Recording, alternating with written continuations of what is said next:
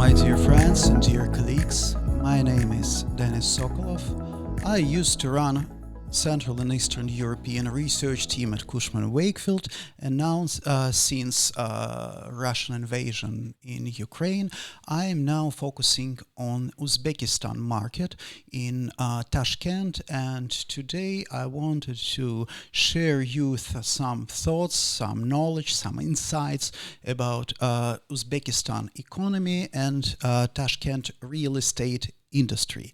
So basically, I know that many of you are wondering about the Central Asia countries because a lot of things there are unknown about that territory. We all think used to think that this is kind of all the countries are the same, but they're obviously not. So Uzbekistan, what is special about Uzbekistan? Uzbekistan is one of the largest country in the former CIS, in the former Soviet Union reality, and this country was isolated, unsurprisingly isolated, because a lot of Asian countries go towards this path. For 20 years it was isolated from world global economy, from international business, and the travel was restricted, the travel in, travel out, and so on and so forth. So that's why there is no everyone knows about Kazakhstan, but no one knows about neighboring Uzbekistan. So since 2018, after the change in the regime, so the president had changed, and the new president implemented new strategy. It was not widely announced. It was just started with a small, tiny changes in liberalization of economy, in the lifting restrictions for people mobility, and so on and so forth. So what do we have today?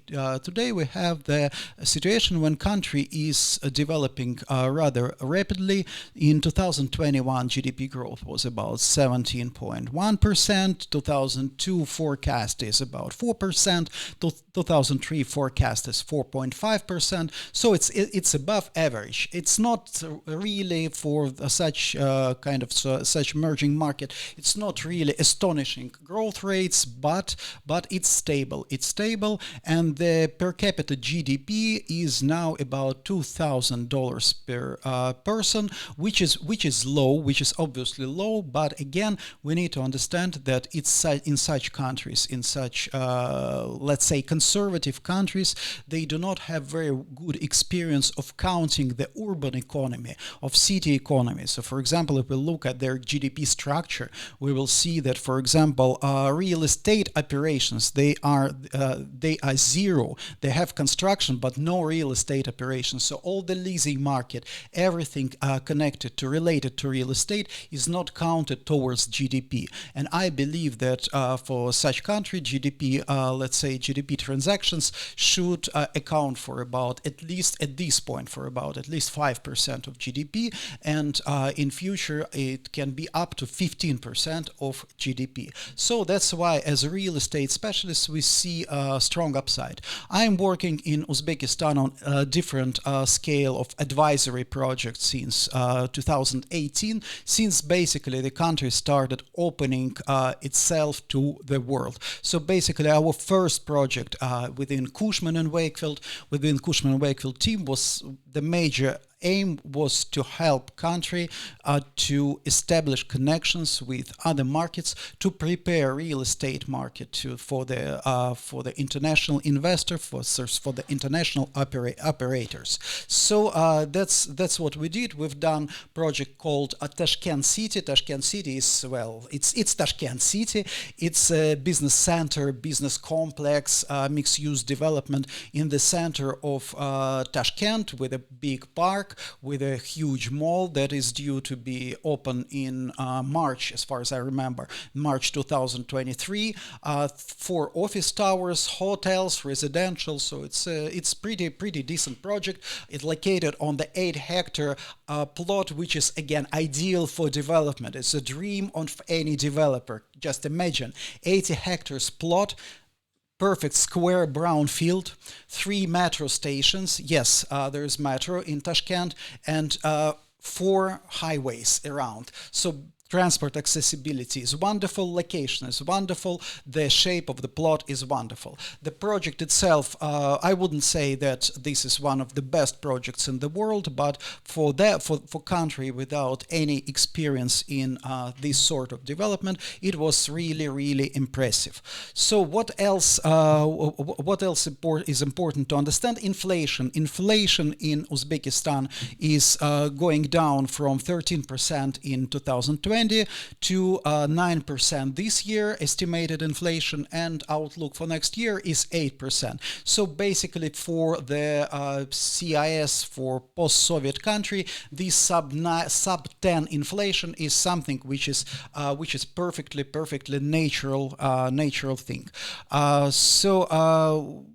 What's the most important part of the story is the urbanization, because for a long period of time Uzbekistan was the mobility of people was restricted in Uzbekistan, so people from one city could not move without serious reason to another city. So now all these restrictions had lifted, and that's by the way one of the reasons why there are lots of Uzbek people working in other countries, because the mobility within country was really limited. So now these restrictions are lifted, and then people are moving to Tashkent, and Tashkent growth rate is several percent a year. So basically now it's a 3 million city, and we expect in 30s the population of this city to reach almost 4 million. So it's just a city. I'm not talking about agglomeration. Agglomeration probably will be about 5 million. Tashkent agglomeration I think will reach 5 million by year 2030. So and then if we combine these two things, combine growth in disposable income and combine growth in population, so we will see that purchasing power in Tashkent itself is expected to grow at a rate 12, 13, 15% a year. The same growth rate we were seeing in Moscow in early 2000, but it was shorter periods. So in many cases, to many respects, Tashkent is going to follow that path in terms of Moscow consumer market development. I hope that Tashkent will not follow the same path that Moscow is moving now, but that's another story. So what is our outlook for the evolution of Tashkent of Uzbekistan economy? So we are in the period 2002-2006, where we see high growth rates almost in every industries, and especially we are expecting peak in consumer market, because people used to shop in the old style, old-fashioned street markets. So now the first shopping malls are due to be open, and we are expecting international retailers to emerge in Uzbekistan. So there is already a number of international retailers. However, they are working through franchise partners, and it will be great to see direct involvement of international retail in the country economy. What's also important to understand, it's often missed from a lot of reports, research, and so on.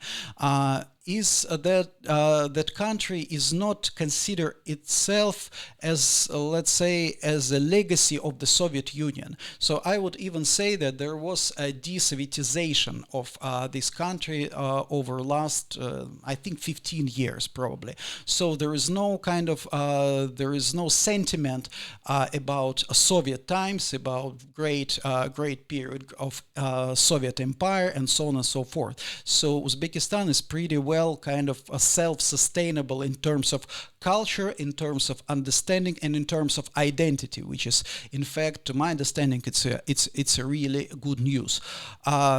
what are the problems now in Uzbekistan? Obviously, the problems are coming from the fast growth, because the growth in the growth is not even in all areas. So we see parts of the city, parts of the country growing really fast and doing a lot, of course, making mistakes.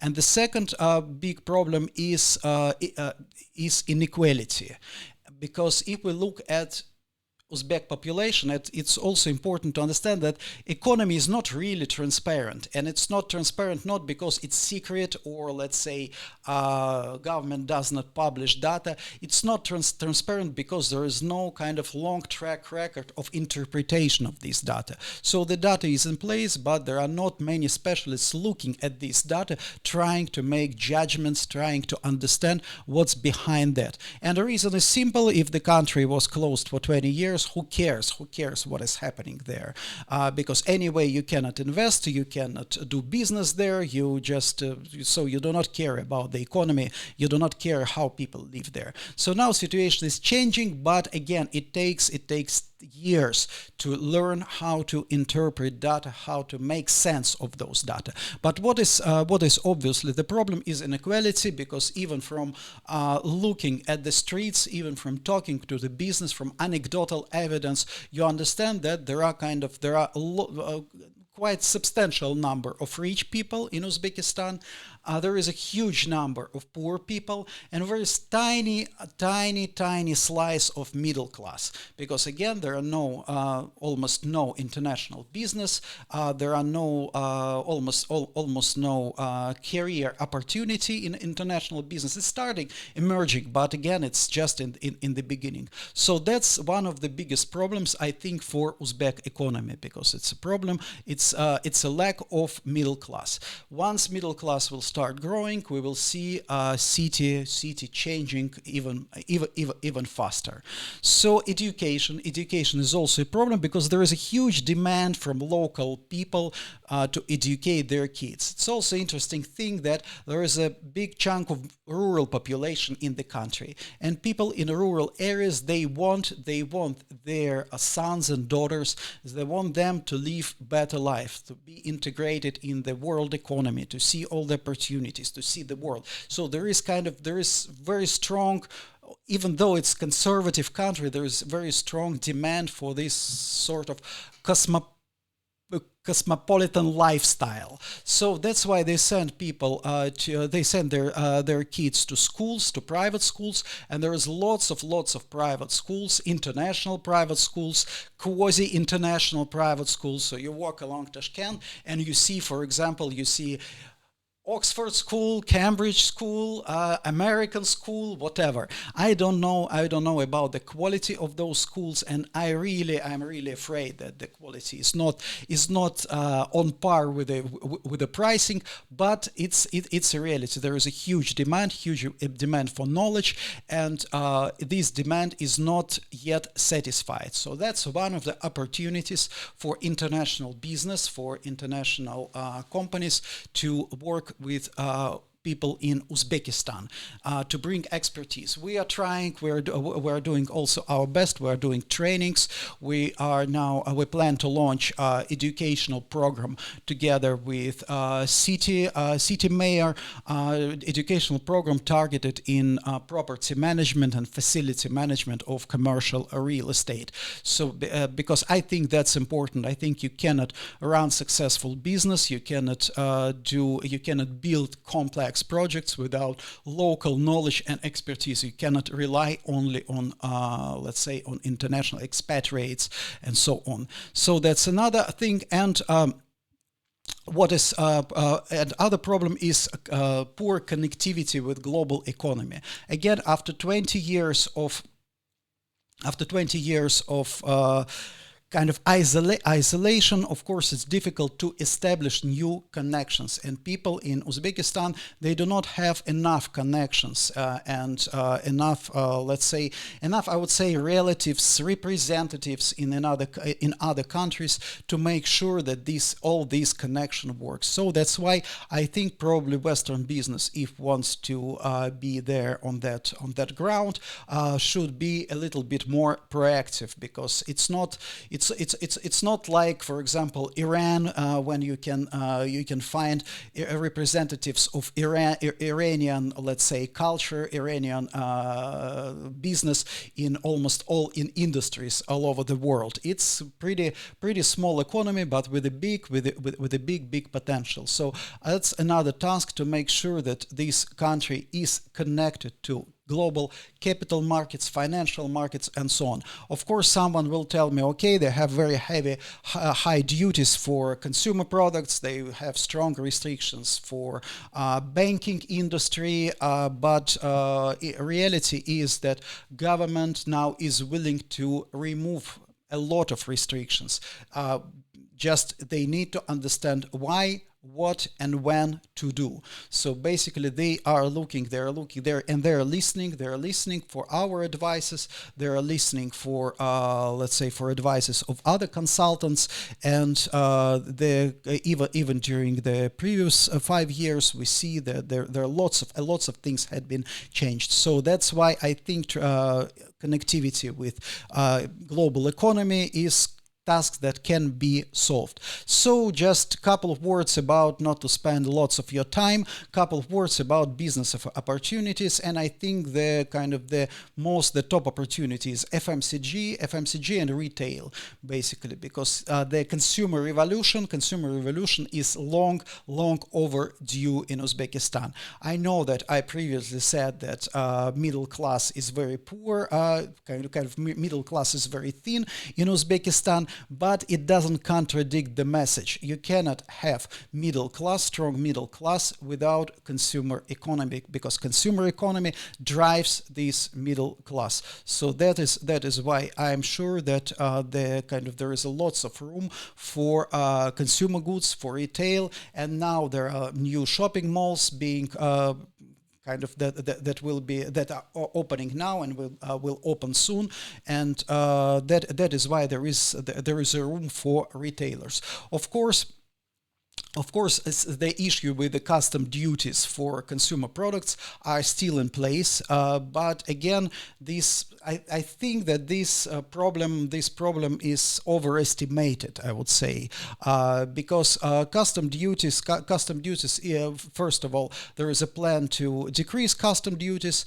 There is also a plan to join at certain point WTO, and also itself custom duty on the value of SKU at custom border does not really affect that much the sale price. What affects the sale price in the shop, in the store, is the strategy of retailer. So if retailer wants to increase the sales and are ready to to squeeze a little bit profit margins, so that's one side of the story. If, for example, retailer, and that's what happens now in Uzbekistan, if retailer thinks, okay, instead of selling, for example, 1,000 pairs of shoes with a margin of, let's say, $20 per pair, I will sell 100 pairs of shoes with a margin of $200 per pair. So basically, the overall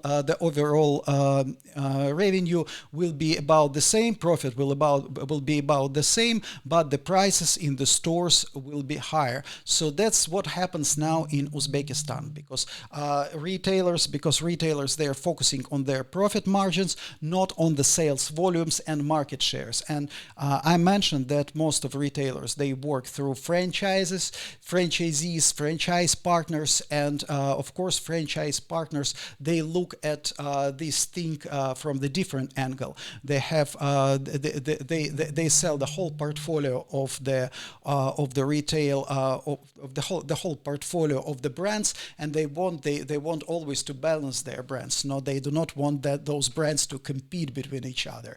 So that is why we saw that in Russia. Then when we see direct penetration of international retailer to the market, the sales strategy changes completely and the volumes go up. So next thing is infrastructure. Infrastructure country is very in great need for infrastructure improvements. That means the road infrastructure, that means the electricity, power stations, that means that the water supply and so on and so forth. And I know, as far as I know, there are French companies working with Uzbek government, but I think that there is a room, significant room for more companies to join that, because there are problems with electricity, there are problems with water supply, and the country, the landscape, the climate is not really easy to cope with. So that's why infrastructure is a key thing. Also, I mentioned the integration with the global economy, and that means a very simple thing. That means